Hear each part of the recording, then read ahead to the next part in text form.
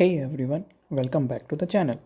Today we are diving into one of the most popular LeetCode problem, 2-sum. It's a great problem for beginners and intermediate programmers because it tests your programming solving skills and understanding of basic algorithms. We will cover not one but two different approaches to solve this problem. So let's get started. So let's understand the problem first. We are given an array of integer nums and an integer target. Our main goal is to return the indices of two numbers such that they add up to the target. Let's take it with an example. So we are given an array with 2, 7, 11 and 15 as the numbers. Now the target element is 9. Can you tell which two numbers when added will result in 9? It will be 2 and 7. The indices of these two numbers are 0 and 1. Hence, we return 0 and 1. Similarly, in the another scenario, if we have an array of 3, 2 and 4 and our target is 6, 6 can be formed with a combination of 2 and 4. So, and the indices of 2 and 4 are 1 and 2, and hence our code output should be 1 and 2. The first and most straightforward way to solve this is by using brute force approach. In this, we implement two loops. So what is the brute force approach? We take the first number and check the sum with every other number in the array. Wherever it becomes the target, we stop the loop. For example, first we take 11, add it with 2, then 11, add it with 15, then 11, add it with 7. Here, none of the numbers is equal to the target. We move on to the second number. Then we take 2, we add it with 5, then we add it with 7. So here 7 plus 2 is equals to 9 and hence we terminate the loop. Hence we have find out the indices. The major drawback of this algorithm is it takes O of n square of time, which is not an efficient solution.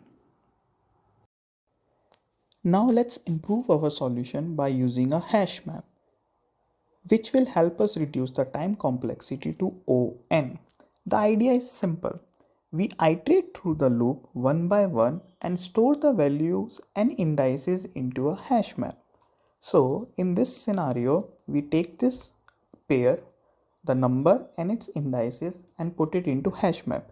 But before putting it, we first check if its complement, that is 11 minus 9, exists in the hash map or not. Why we are doing it? Let's see while we are iterating through the loop.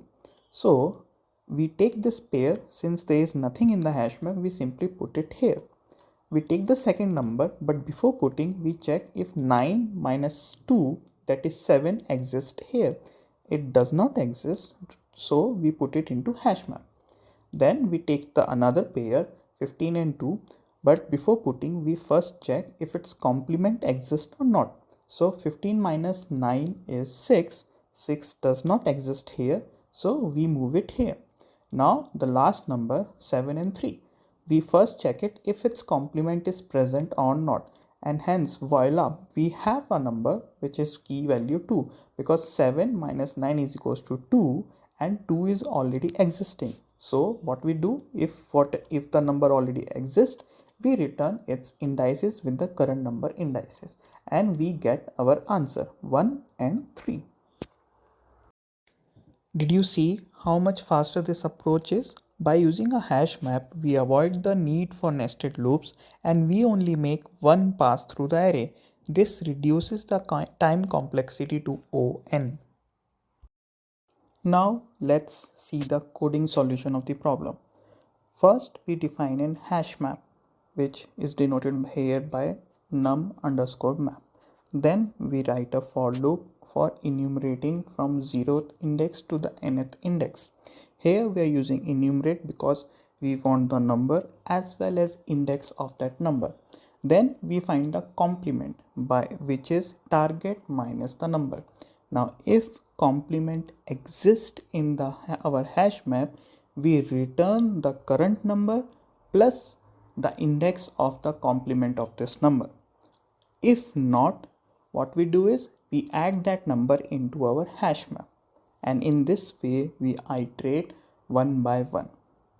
This does only one scan of the array, and hence this is an ON solution. Let's see if it passes the test results. And as you can see, it has passed successfully all the three cases. Now we submit the solution. And after submitting, it runs in 61 millisecond and it beats 54% of the solution. And that's it. We have solved the two sum problem using two different approaches, brute force and an optimized hash map solution. As you can see, optimizing your approach can make a big difference in performance, especially when dealing with larger inputs. If you enjoyed this video, don't forget to hit that like button and subscribe for more coding tutorials. Thank you.